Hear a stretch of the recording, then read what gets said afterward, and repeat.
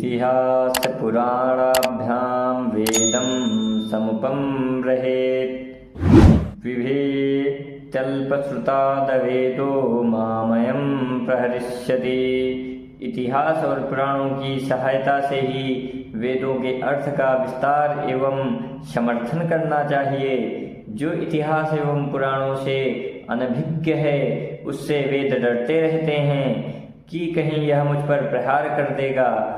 जो विद्वान श्री कृष्ण द्वैपायन द्वारा कहे हुए इस वेद का दूसरों को श्रवण कराते हैं उन्हें मनोवांछित अर्थ की प्राप्ति होती है।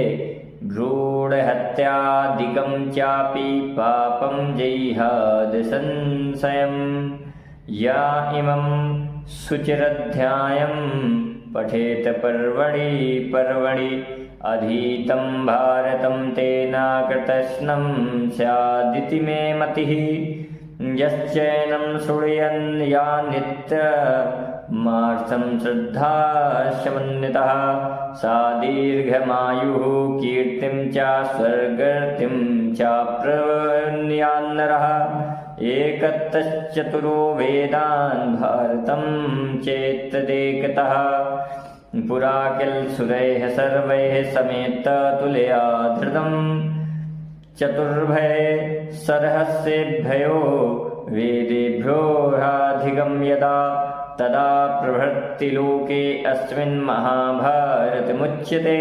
महत्तवे च गुरुत्तवे च ध्रियमाणं यथोधिकम्।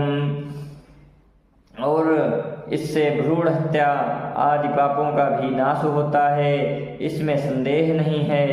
और जो पवित्र होकर प्रत्येक पर्व पर इस अध्याय का पाठ करता है उसे संपूर्ण महाभारत के अध्ययन का फल मिलता है। ऐसा मेरा निश्चय है। जो पुरुष श्रद्धा के साथ प्रतिदिन इस महर्षि व्यास प्रणीत ग्रंथरत्न का श्रवण करता है उसे दीर्घायु कीर्ति और स्वर्ग की प्राप्ति होती है। प्राचीन काल में सब देवताओं ने इकट्ठे होकर तराजू के एक पल्लड़े पर चारों वेदों को और दूसरे पर महाभारत को रखा, परंतु जब यह रहस्य सहित चारों वेदों की अपेक्षा अधिक भारी निकला तभी से संसार में इस ग्रंथ का नाम महाभारत ग्रंथ पड़ा।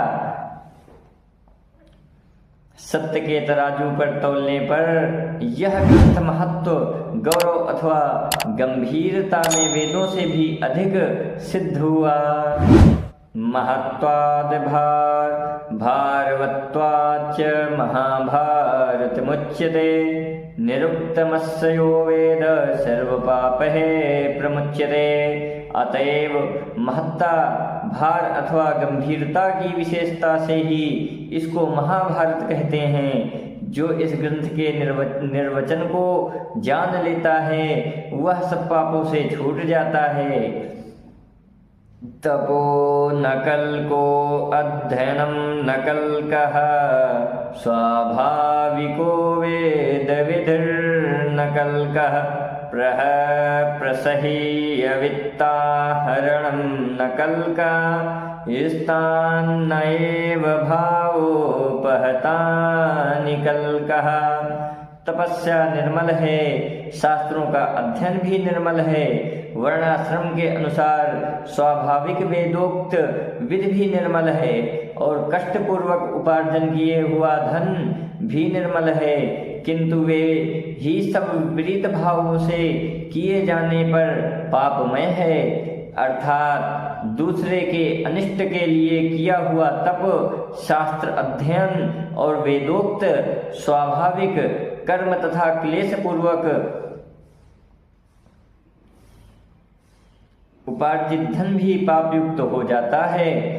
तात्पर्य यह है कि इस ग्रंथ रत्न में भाव शुद्धि पर विशेष जोर दिया गया है, इसलिए महाभारत ग्रंथ का अध्ययन करते समय भी भाव शुद्ध रखना चाहिए। इति श्री मन्महाभारते आदिपर्वणि अनुक्रमणिका पर्वणि प्रथमो अध्यायः। यहाँ से हमारे महाभारत का अनुक्रमणिका पर्व समाप्त हुआ है। अब मित्रों, हम कुछ गूढ़ अति सूक्ष्म बातें समझेंगे यहाँ पर महाभारत ग्रंथ में जिसका वर्णन किया गया है। महाभारत ग्रंथ में एक शब्द आया है जय। जय शब्द का अर्थ महाभारत नामक इतिहास ही है। आगे चलकर कहा है जयो नामेतिहासो अयम इत्यादि, अथवा 18 पुराण, वाल्मीकि रामायण आदि सभी आर्ष ग्रंथों की संज्ञा जय है। ऐसे ही सभी मनीषीगण बताते हैं नैमिषारण्य की व्याख्या। नैमिषारण्य नाम की व्याख्या वाराह पुराण में मिलती है। इस प्रकार उसमें कहा गया है एवं कृत्वा ततो देवो मुनिं गौरमुखं तदा उवाच निमिषेणेदं निहतं दानवं बलम्। ऐसा करके भगवान ने उस समय गौरमुख मुनि से कहा, मैंने निमिष मात्र में इस अरण्यवन के भीतर इस दानव सेना का संहार किया है, अतः यह वन नैमिषारण्य के नाम से प्रसिद्ध होगा।